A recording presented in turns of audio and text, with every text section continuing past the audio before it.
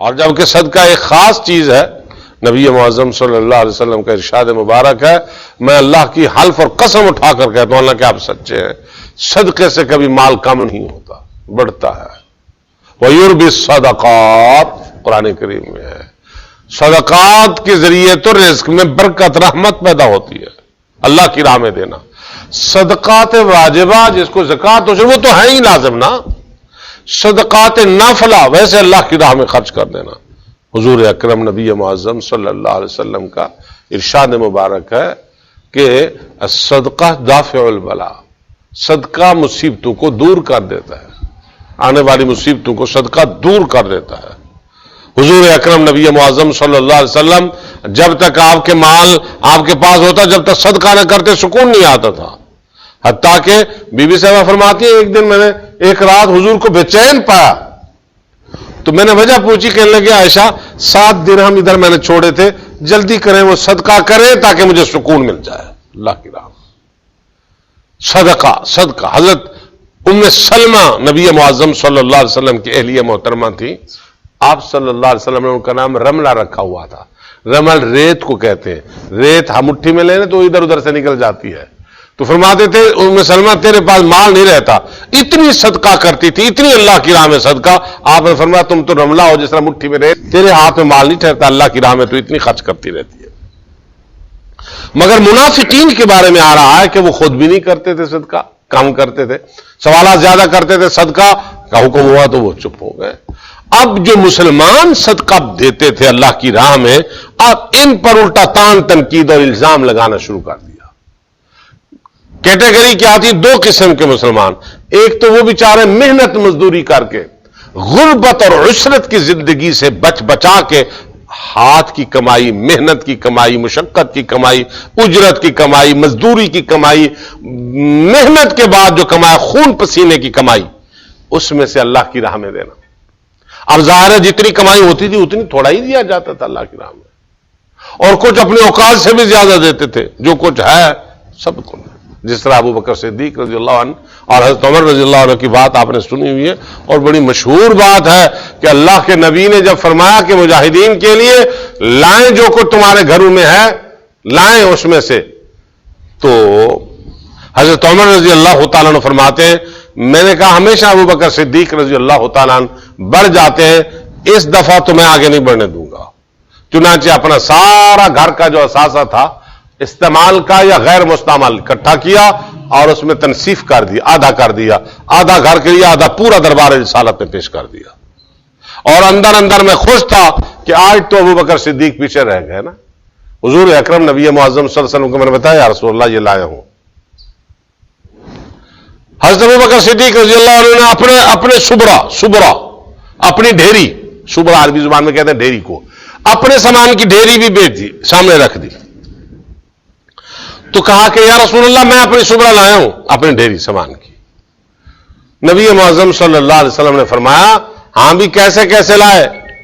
حضرت عمر نے کہا یا رسول اللہ پورا سامان اکٹھا، اس میں سے آدھا اپنے گھر، آدھا پورا کا پورا آدھا جناب کے حضور پیش کر چکا ہوں۔ حضرت عمر فرماتے ہیں کہ اندر اندر میں خوش تھا۔ دیکھیں کثرت قلت اپنی جگہ پر، مگر من حیث المجموع پیشی اپنی جگہ پر۔ اب اس وقت جب ابو بکر صدیق کا جواب آیا تو کہنے لگے جی میں نے کہا بس ابو بکر تجھ سے آگے کوئی نہیں نکل سکتا۔ نبی معظم صلی اللہ علیہ وسلم پوچھا ابو بکر ما بالک تم کیا لائے؟ سیدنا ابو بکر صدیق نے کہا یا رسول اللہ فدا کا بھی ہوں گی، میرے ماں باپ آپ پر قربان، میری روح آپ پر قربان، گھر کا تمام اثاثہ پورا کا پورا میں نے اور ام رومان نے، ام رومان حضرت عائشہ کی ماں تھی، حضرت ابوبکر صدیق کی اہلیہ، اپنی بیوی کو ساتھ ملایا ام رومان کو، ہم دونوں نے پورا کا پورا سامان کونے خدرے سے بھی نکال کے گھر کے اندر اکٹھا کر دیا۔ اللہ کے پاک حبیب دیوار کی دراڑوں میں سوراخوں میں ہاتھ لگایا کہ اگر کپڑے سینے والی ہاتھ کی سوئی ہو تو وہ بھی نکال کے اندر رکھ دی۔ یا رسول اللہ گھر کے اندر یوں سمجھ لیجئے کہ جھاڑو دے کر کے آیا ہوں، کپڑے سینے والی سوئی بکسوا ٹائپ وہ بھی میں لایا ہوں یا رسول اللہ، پورا گھر کا سامان آپ کے حکم کی تعمیل۔ حضرت عمر رضی اللہ تعالیٰ عنہ فرماتے ہیں میں نے کہا قد نجا افلح وفاز ورفع احسنت ووجدت یا ابا بکر، خدا کی قسم تم آگے نکل گئے، تم ایسے اونچا درجے والے لوگ، میں نہیں پہنچ سکتا آپ کو، اتنی کمال قربانی حضرت ابو بکر۔ یہ صدقات کا انداز ہے۔ اب صحابہ کرام میں سے جو بیچارے غریب تھے ان میں سے جتنی ہوتا تھا لاتے تھے۔ ایک صحابی حضرت ابو مسعود رضی اللہ تعالیٰ عنہ فرماتے ہیں کہ صحابی وہ لائے اپنے سامان میں سے آدھا سا تقریباً 1.25 سیر جو حضور کو پیش۔ اب منافقین ہنسنے لگے، کہنے لگے وہ بڑا صدقہ لایا تم 1.25 سیر، آدھا سا، آدھا ٹوپا جس کو کہتے پرانے زمانے میں ٹوپا ہوتا تھا۔ ہنسنے لگے، فرمایا کہ یار میری سارے دن کی محنت مزدوری ساگ بنتا تھا، آدھا سا بچوں کو کھلا پلا دیا، آدھا سا دربار رسالت میں پیش کر دیا، تم ہنستے کس چیز پر ہو؟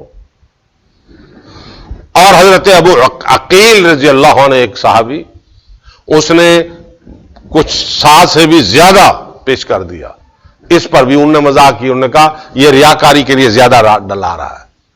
جو تھوڑا لایا اس پر بھی الزام، جو زیادہ لایا وہ ریاکاری۔ اسلام پر اور مسلمانوں پر تان تنقید۔ اللہ کی شان دیکھیے، جب ایمان کی بات آئی کہ کیسا ایمان ہونا چاہیے لوگوں کا، اس ایمان کی کسوٹی اور اس کا انحصار و معیار اسٹینڈرڈ کیا ہو ایمان کا، تو فرمایا فَإِنْ آمَنُوا بِمِثْلِ مَا آمَنْتُمْ بِهِ، میرے نبی کے صحابہ جیسا ایمان ہوگا تو قبول ہے، ورنہ نہیں ہے۔ ایک بات۔ اور جب ان پر کہیں بھی تان آیا، مثلا منافقین نے، وہاں بھی منافقین کی بات چل رہی ہے پہلے پارے میں، کہنے لگے جب حکم ہوا کہ تم ایمان لاؤ، وَإِذَا لَقُوا الَّذِينَ آمَنُوا قَالُوا آمَنَّا، پہلے تو کہتے ہم بھی ایمان لائے،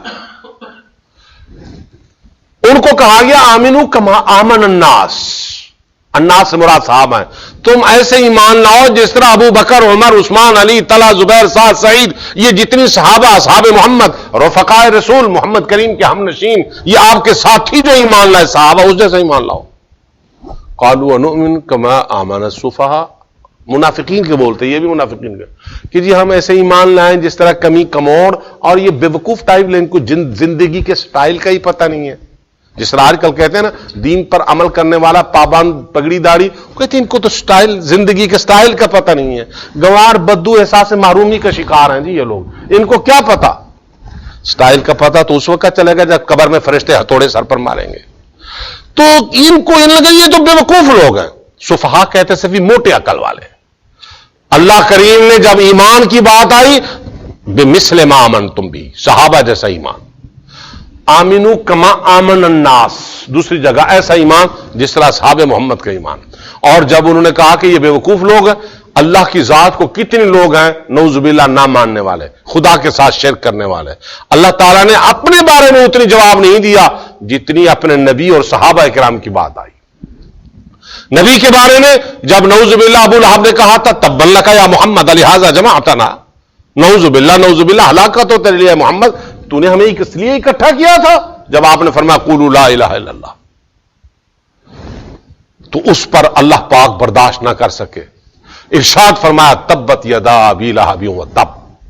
ناموس رسالت، حضور صلی اللہ علیہ وسلم کی عزت و تحریم کے بارے میں گستاخانہ جملہ بولنے والا ابو لہب، تبت یدا ابی لہب وتب، قرآن اتارا سورت، تو ہلاک ہو جائے، برباد ہو جائے، اللہ نے اس کا جواب دیا۔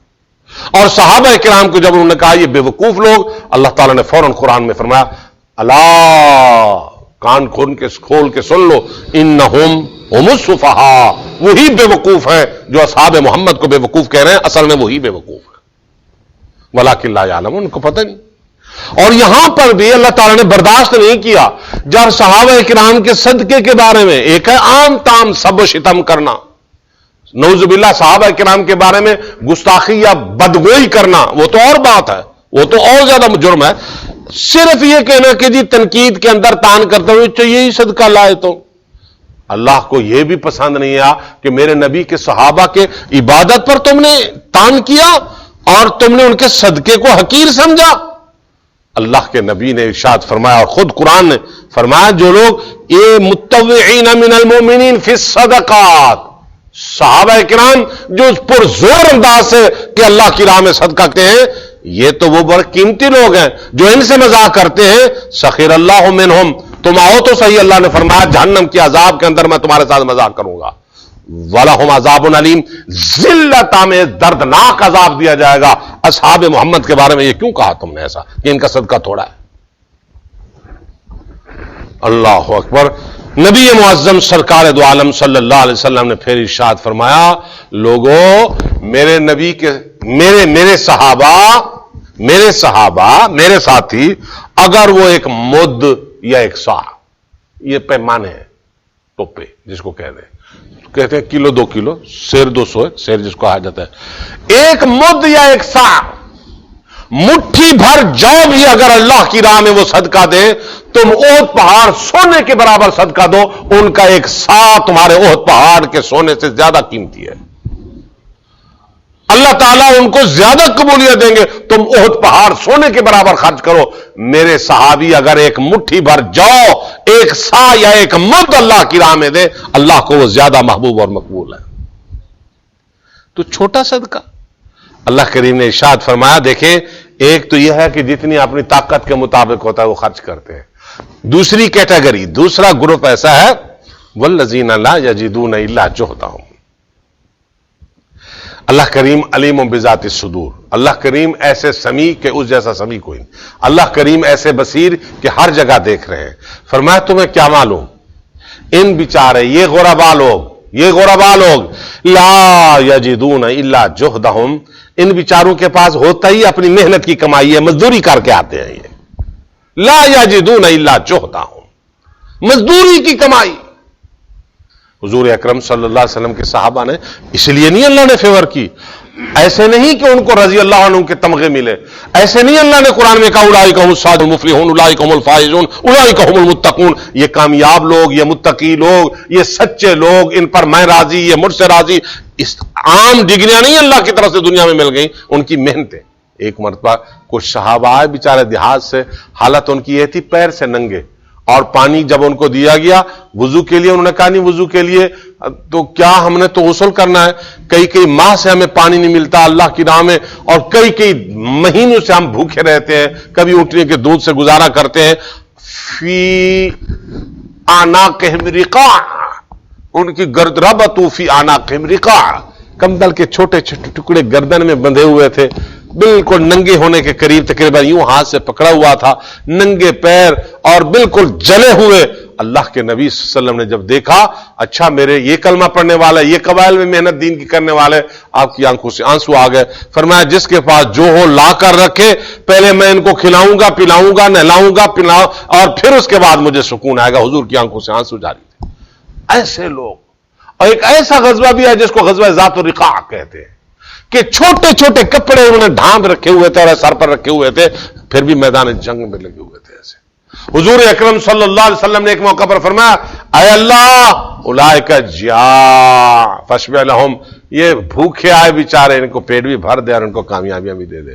اے اللہ یہ ننگے آئے، یہ پیدل آئے، ان پر رحم فرما دے. اصابہ الذین یعملون بالحق، یہ وہ مٹھی بھر جماعت ہے جو ہمیشہ حق کہتی ہے، حق پر عمل کرتی ہے. صحابہ کرام. اب یہاں پر دیکھیں کہ والذین لا یجدون الا جہدہم، محنت کی کمائی ہے ان کی، جہد مزدوری کی کمائی ہے. منافقین تم ان کے صدقے پر یلمزون، الزام لگاتے ہو، عیب لگاتے ہو. اسی لیے کہا گیا الکاسب حبیب اللہ، ہاتھ سے کمائی والا اللہ کا محنتی ہے.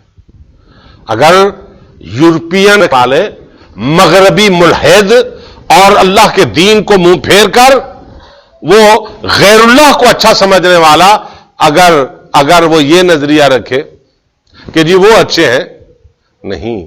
اللہ کریم نے فرمایا الکاسب حبیب اللہ. ہمارا نظریہ کیا ہوتا ہے؟ وہ فلانا جی پاولی ہے، اور فلانا جی لوہار ہے، فلانا جی ایسا ہے. اور یار چھوٹی چھوٹی محنتوں کر کے، چھوٹی چھوٹی سنتوں پر وہ کر کے اگر آگے نکلے ہیں تو معاشرے کا بھی وہ کامیاب انسان ہے. اور اللہ کے نبی نے بھی فرمایا الکاسب حبیب اللہ، کمانے والا. گٹار بجا کر کھاتا ہے تو وہ تو سٹار ہے، وہ تو تارا ہے اور میراثی نہیں. اور اگر جو محنت کی کمائی کھاتا ہے وہ پاولی ہے. عجیب بات ہے. حضور اکرم نبی معظم صلی اللہ علیہ وسلم نے, اسی لیے ایک صحابی آیا, آپ نے اسے ہاتھ ملایا, کھردرا تھا اس کا ہاتھ, آپ نے اس کو ہاتھ پکڑے رکھا, فرمایا کیا کرتے ہو؟ اس نے کہا یا رسول اللہ میں کوہ کن ہوں, پتھر نکالتا ہوں اور پھر اس کو عمارت والوں کو دیتا ہوں. اللہ کے حبیب میں لکڑہارا بھی ہوں, لکڑیاں کاٹ کے گزارا کرتا ہوں. میرے حبیب لکڑیاں کاٹتا ہوں سارا دن, پتھر نکالتا ہوں, اور پھر تھکاوٹ, چور چور دھوپ وہاں کی. اللہ کے پاک حبیب جب وضو کر کے آپ کے پیچھے نماز پڑھتا ہوں, میری پیاسی آنکھیں آپ کے چہرے کو دیکھتی ہیں, وہ پتھر نکالنا, لکڑیاں کاٹنا, ساری تھکاوٹ ختم ہو جاتی ہے. حضور اکرم نبی معظم صلی اللہ علیہ وسلم نے فرمایا تم قریب ادنو الیہ, قریب ہو جاؤ. ہاتھ پکڑا, خرد رہے تھے, فرمایا اس لیے گرے پڑی ہوئی ہیں. فقبل رسول اللہ صلی اللہ علیہ وسلم یدہ, آپ نے اس کے ہاتھ کو چوم لیا. فرمایا لوگ میرا ہاتھ چومتے ہیں, ایسے محنت کش ہاتھ کو میں چومتا ہوں. آپ نے اس کا ہاتھ چوم لیا. القاسب حبیب اللہ والذین لا یجدون الا جہدہم. منافقین تم الزام لگاتے ہو کہ ان کے کیا صدقے نہیں پاتے, الا جہدہم, مگر ان کی محنت اور مزدوری کی وہی کمائی ہے, اور وہ تو بہت قیمتی ہے. فیسخرون منہم, اچھا ان سے مذاق کرتے ہو میرے نبی کے صحابہ. سخر اللہ منہم, آؤ ہم بھی تمہارے ساتھ مذاق کریں گے. اللہ مذاق سے پاک ہے. مطلب کیا؟ ہاں جی, جس طرح آج کل کہتے ہیں آ جاؤ جنت ملے تمہیں, یہ بڑے جنتی آ گئے, یہ ایک قسم کی مذاق. لے جاؤ ہانگ کر فرشتوں کو حکم